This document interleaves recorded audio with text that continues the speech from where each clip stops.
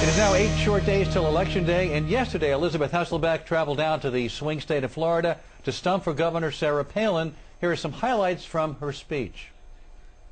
When I was asked to come out here with all of you and introduce the governor today, I was, of course, incredibly honored.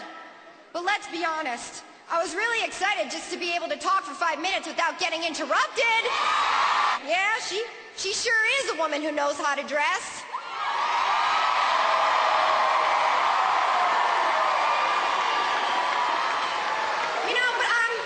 Sure you'll agree, I'm most impressed personally by her accessories, like the flag pin she wears to honor her son. When it gets hot in the kitchen, the governor may be from Alaska, but she can take the heat. How do I know that this candidate will fight for me? The answer in my book is crystal clear as the skies here in Florida today. You know that someone will fight for you when they already have. Shortly after that, Sean caught up with the View's conservative co-host for an exclusive interview. Take a look. Here you are. Look at everybody behind you. Say hi. So you hear what? You've been in Tampa. You've been here. We are in Kissimmee with Governor Palin. Why are you here? I'm here today to get people rallied up in her support. She doesn't need any help. There have been people lining up outside of these stadiums today. This is the most, outrageously excited crowd that I think I've ever seen. And I've been to a lot of you got them really excited out there. So let me ask you this, because, by the way, I've been watching The View on a regular basis. Now, Joy called me dangerous. What was that all about? I'm not quite sure. You're a teddy bear. You're a teddy bear. Oh, I'm a teddy bear. All right.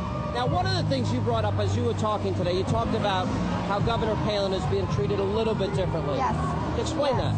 Well, first of all, I don't think anyone can deny the fact that the media has been incredibly sexist in their attacks on her. We've got a lot going on right now. I find it a little peculiar that they're focused on her shoes and can't find a reporter to head out to Tony Rezko's place.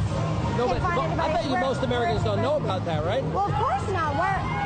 It's a little interesting that the media just, aside from you, has not covered that. Isn't that the job of the media, to go out and investigate and vet the people who are running to be in the White House? I thought it was, Sean. I'm a little disappointed lately. Well, but let's talk about that, because in other words, they spend more time on Governor Palin's clothes and shoes than they are about some really, I would argue, questionable relationships with Ayers and Wright and Rezko and some of these other things. You can't ask that.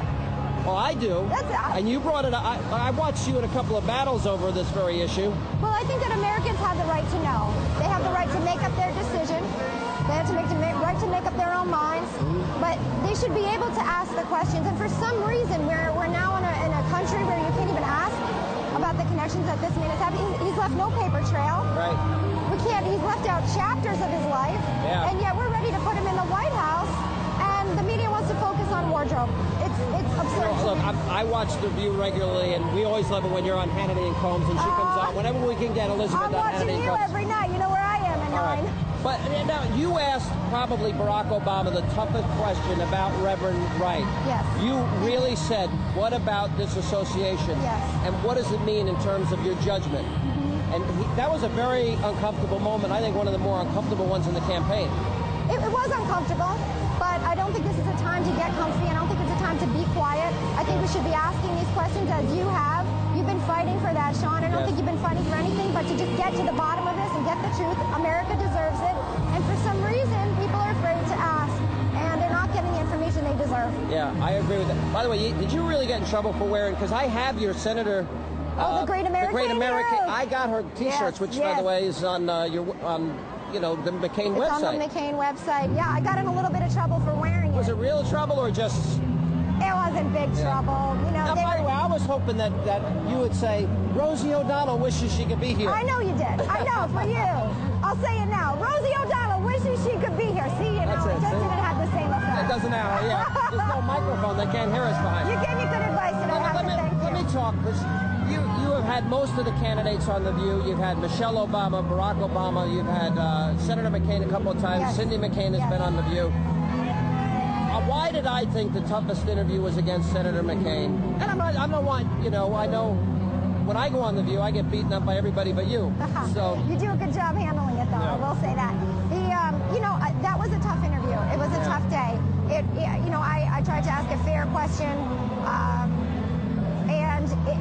since accepting the nomination, Barack Obama has yet to come back to The View, as Senator McCain did.